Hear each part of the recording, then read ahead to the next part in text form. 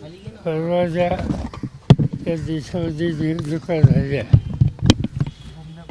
आणि त्या संबंधीची एक अस्वस्थता संबंध देशाच्या सर्व भागात जी आहे त्याच्याबद्दलचं जो जनमत आहे ते जनमत बाबांनी हा कार्यक्रम हातामध्ये घेतला उपोषणाचा त्या माध्यमातून व्यक्त होत आहे. लोकांच्या चर्चा ही होते की कालच्या ज्या निवडणुका झाल्या त्या निवडणुकीमध्ये सत्तेचा गैरवापर आणि पैशाचा महापूर या गोष्टी यापूर्वी कधी बघितल्या जात्या. स्थानिक पातळीवरच्या ज्या निवडणुका असतात त्याच्यामध्ये अशा तक्रारी कुठे ना कुठे ऐकायला मिळतात, नाही असं नाही. पण संबंध राज्याची देशाच्या निवडणुकीतच मोठ्या प्रमाणात पैसा आणि सत्तेचा गैरवापर हा करून निवडणुकीची संबंध यंत्रणाच हातात घ्यायची हे चित्र यापूर्वी दिसलेलं नव्हतं. ते यावेळी महाराष्ट्रात बघायला मिळाले आणि त्याचा परिणाम लोकांची अस्वस्थता वाढलेली आहे. लोकांच्यातली जी चर्चा मी 2 दिवस ऐकतोय की कालच आंदोलनातनं येत असताना आंदोलनाच्या बाहेर जे काही लोक भेटले त्या सगळ्यांना जयप्रकाश नारायणांची आठवण झाली. आज कुणीतरी या दृष्टीनं प्रभावी पाऊल टाकण्याची आवश्यकता आहे हा लोकांच्या चर्चेचा सूर आहे. आणि त्याच्यात जी माहिती कळली तिथं दिल्लीला सुद्धा की बाबा आढावांनी यामध्ये पुढाकार घेतला आणि ते स्वतः महात्मा ज्योतिबा फुलेंशी संबंधित अशा वास्तूमध्ये ते बसलेले आहेत. एक प्रकारचा दिलासा बाबांच्या या उपोषणानं सामान्य लोकांच्यात येतोय असं मला स्वच्छ दिसतं.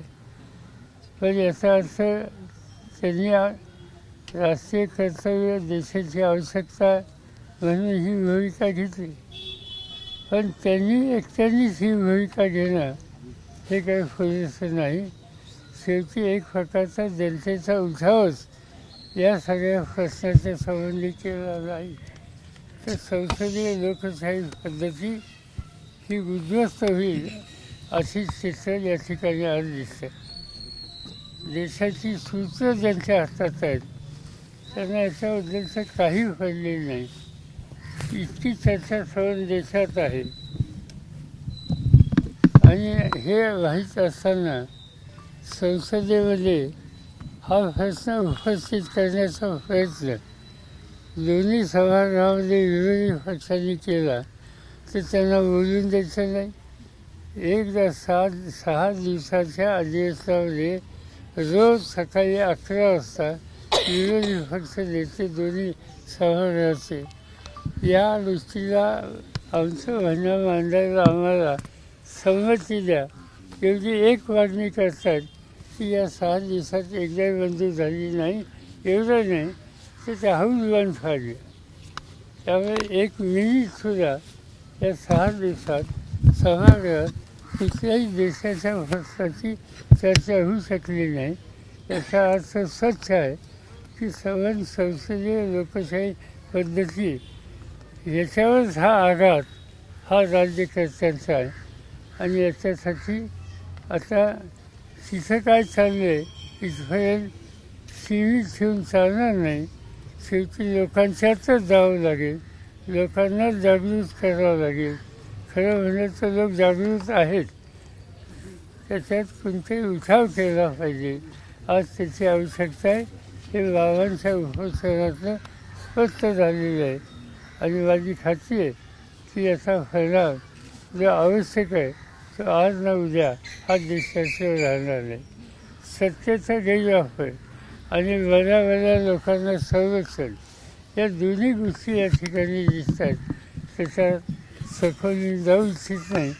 पण आज हे प्रश्न उपस्थित झाले त्याची नोंद आपल्या सगळ्यांना घ्यावी लागेल. ईव्हीएमवर संशय व्यक्त केला जातो. राज्यभरात 22 उमेदवारांनी फेरमतमोजणीची मागणी केली साहेब समाविष्ट आणि पैसे देखील भरले. आले होते 30% मतं मशीनमध्ये देतो असं तुम्ही सांगितलं मगाशी, पण तुमचा विश्वास बसेल नेमकं काय होतं ते मतं 30% ऍड करणं? दिसतं आता माझ्या हातात त्याचा पुरावा नाही आहे.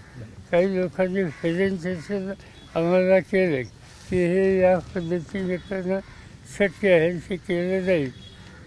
त्यात आमची कमतरता आहे की आम्ही त्यांच्यावर विश्वास ठेवला नाही.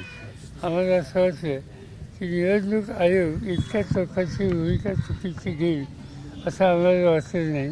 त्या संस्थेवर गैरविश्वास आम्ही व्यक्त केला नाही. पण निवडणुकीच्या नंतर याच्यात तथ्य आहे असं कानापाशी दिसतं. ईव्हीएमवर संशय व्यक्त केला जातो. राज्यभरातील 22 उमेदवारांनी फेरमतमोजणीची मागणी केली आणि तसे पैसे देखील भरले. ठीक आहे, तसं फेरफार काय येते ते आपण बघूया. पण मला शंका वाटते याचं काही फार पुढे येईल असं. साहेब, शेवटच्या 2 तासात ना काँग्रेसच्या अनेक नेत्यांनी देखील आरोप केले. शेवटच्या 2 तासात राज्यात 7% वर मतदान झाले. बाळासाहेब थोरातांनी आकडेवारी सांगितले की शेवटच्या 2 तासात 5.5 लाखापेक्षा अधिक मतदान झाले. असं होऊ शकतं असं तुम्हाला वाटतं? आता ती आकडेवारी जी आलेली आहे शेवटच्या 2 तासाची ती धक्कादायक अशा प्रकारची आहे. बाळासाहेब थोरात जे बोलले ते इतके बाळासाहेब नाही अशी माहिती अनेकांनी दिली, आधारासह दिली आणि त्याचा विचार हा करावा लागेल. काँग्रेस पक्षाची कार्यकारिणीची बैठक झाली, त्याच्यात या विषयाची काही चर्चा झाली आणि एकत्रित बसून हे जे इंडिया आघाडी हे जे संघटन तयार केलेलं होतं त्यांनी हा विषय घ्यावा अशी चर्चा आहे. माझ्या मते सोमवारी मंगळवारी त्याच्यात काहीतरी निर्णय होईल. साहेब, जे 15% मतं सेट केली गेली असं सांगितलं जातं आहे, खरंच तुम्हाला विश्वास बसते का या गोष्टींवर? आधी बसत नव्हता, पण आता त्याच्यात तथ्य असं पातळी जसं दिसायला लागली. साहेब, एकनाथ शिंदे गृहमंत्री पदावर अडून बसलेले आहेत. गृहमंत्री केलं तरच उपमुख्यमंत्री होणार नाही तर दुसऱ्या कोणाला तरी सरकार स्थापन होत नाही. त्यांना विचारलं ना. साहेब, गेल्या आठवड्यात स्पष्ट बहुमत आहे. गमत असं आहे की इतकं स्पष्ट बहुमत असताना या राज्यात सरकार बनत नाही आणि आजच वाचलं की आता 5 तारखेला काय होण्याची शक्यता. याचा अर्थ स्वच्छ आहे की लोकांचं मत बहुमत या सगळ्या गोष्टी काही महत्त्वाच्या नाहीत. जे काही चाललं आहे ते राज्याला अशोभनीय आहे. एबीपी माझा, उघडा डोळे बघा नीट.